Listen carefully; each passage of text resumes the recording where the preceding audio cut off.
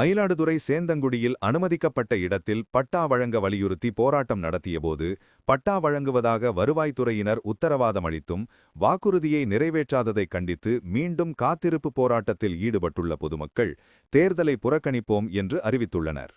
மயிலாடுதுறை ஒன்றியம் வல்லாளகரம் ஊராட்சி சேந்தங்குடி பகுதியைச் சேர்ந்த 134 குடும்பத்தினர் தங்கள் பகுதியில் இலவச வீட்டுமனை பட்டா கோரி மாவட்ட ஆட்சியரிடம் கடந்த ஆண்டு மனு அளித்தனர்.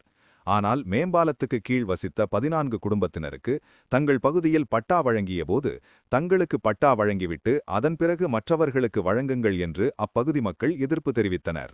அப்போது அதே பகுதியில் மற்றொரு இடத்தில் அரசு புறம்போக்கு இடத்தில் பட்டா வழங்குவதாக வருவாய்த்துறையினர் உறுதியளித்தனர்.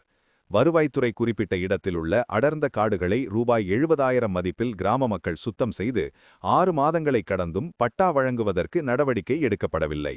இந்நிலையில் மாவட்ட ஆட்சியரகத்தில் மனு அளித்த அப்பகுதி மக்கள் தேர்தல் அறிவிப்புக்கு முன்னதாக அந்த இடத்தில் தங்களுக்கு பட்டா வழங்க கோரி கடந்த 20 நாட்களுக்கு முன் காத்திருப்பு போராட்டத்தில் ஈடுபட்டனர்.